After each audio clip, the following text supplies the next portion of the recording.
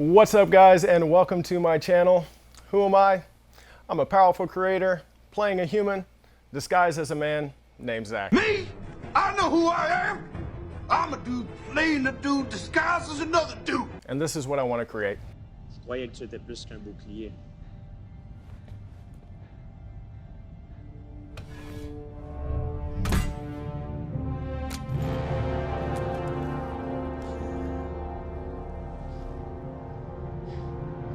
On va droit.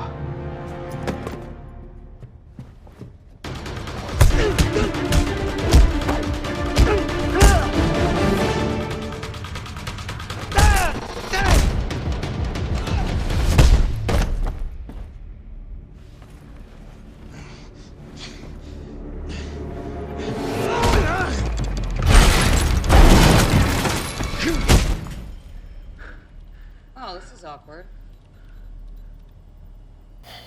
I'm not gonna lie, that's scary as shit.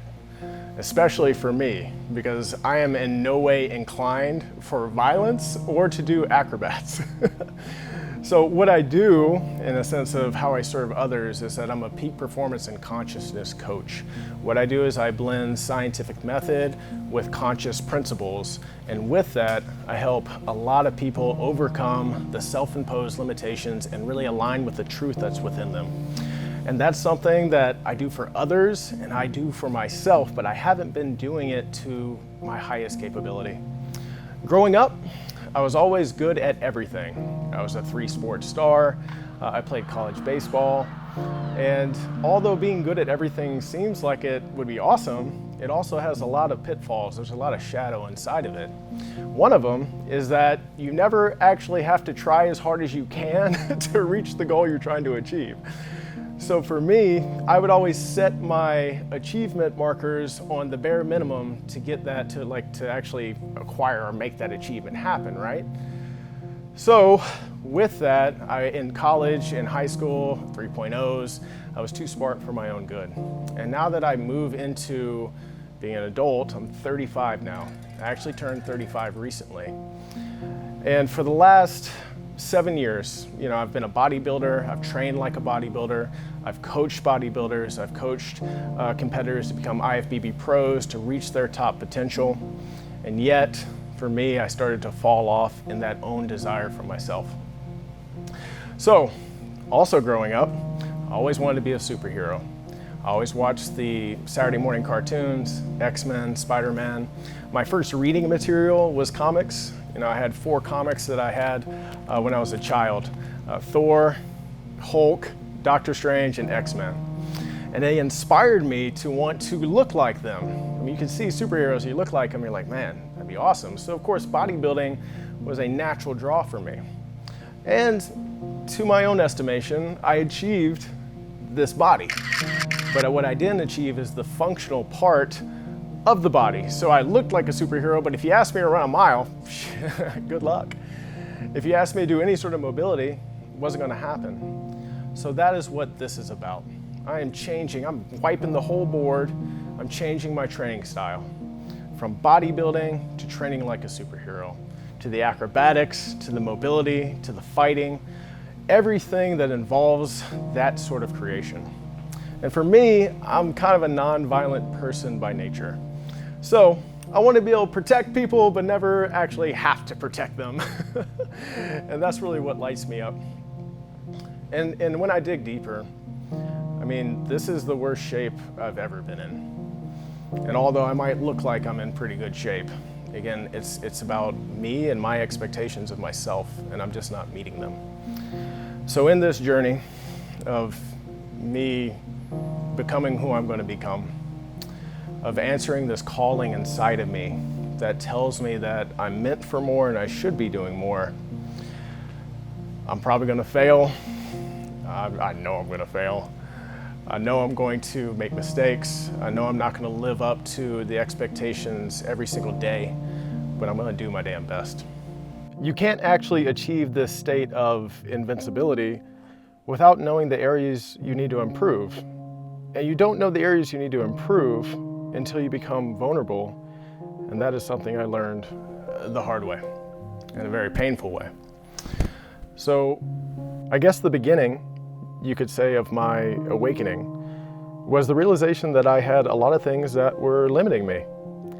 One of them was addiction. And for me, it was pornography addiction. At a very young age, when I was 14 years old, I started watching pornography, and I didn't realize, what it was doing to me, but the consistent use over time started to desensitize me to love, to intimacy, to women. It also gave me a false sense of what was real, to the point where I had so much anxiety around intimacy, around performance in the bedroom, social anxiety just with people. And it really held me back from being myself, as most anxiety does. And instead of me dealing with it in a healthy way, I chose to numb it out with drugs. Picked up marijuana in college, started smoking that a lot. I really liked that because I didn't have to think about anything. You wanna get high? Are we gonna get high? You wanna get high? And then over time, as the pain inside of me sat and became worse, I wanted to drown it out more. So then I moved into harder drugs like cocaine and Molly and anything that was going to give me this false sense of happiness. And during that time, I was also married. And my addiction, and not only my addiction, but the behavior around the addiction, the manipulation, lying, controlling, all of these things led to a divorce.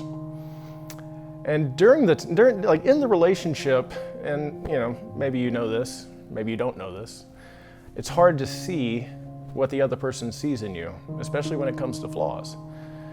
But once we actually split, it was very apparent.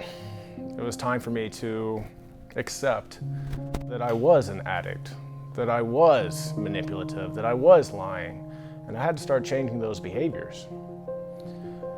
And through a lot of work, a lot of self-work, a lot of help, a lot of outside help, I've been able to find who I authentically am. And through that authenticity, it allows me to know what's calling to me. It allows me to empower what I call the IGS, the inner guidance system, or your intuition, right? The thing inside of you, the thing that actually is the voice of the calling, that's just asking you to level up. It's exposing your limitations. It's worried about your health. It knows you should spend more time with your family. And it's that calling, it's that voice that drives me now. And that's one of the reasons, or I would say the main reason, I am in front of you today. Why I am putting this out to the public, so that I can be held accountable to where my calling is bringing me. So if you at least somewhat understand what I'm talking about, if you know that you're not reaching your full potential, this journey is just as much for you as it is for me. If you're a conscious leader that wants to change the world, and you know that you're not living up to your full potential, or maybe you're just a truth seeker and you're starting your own journey of self-discovery, I hope that you can find inspiration in my journey as you help me fulfill my purpose. So what you'll be able to find on this channel is a blend of physical intelligence and emotional intelligence and spiritual intelligence. Me understanding my body and unlocking the full potential of my body. For me personally, I subscribe to the belief that we are all one, that we are one consciousness. And through one consciousness, we can find unity. And in unity, all paradoxes are solved, all solutions are had, and all resources are available to you. And I hope that this channel becomes a resource for you to grow and expand into a higher consciousness. So in the spirit of transparency, I'm afraid. This shit is scary. This is me actually having to do what I'm called to do. I'm afraid in some way that I'm gonna fail, that I might be exposed as being something that I'm not, that you might not find value in what I do. But I'm going all in, and I'm gonna be here every step of the way. Oh, that's sounds like something a chicken would say. Buck, buck, buck, buck, Oh, buck, buck. Morty, you done did it this time. It's on. I can't wait to watch your adventure lay a huge fart.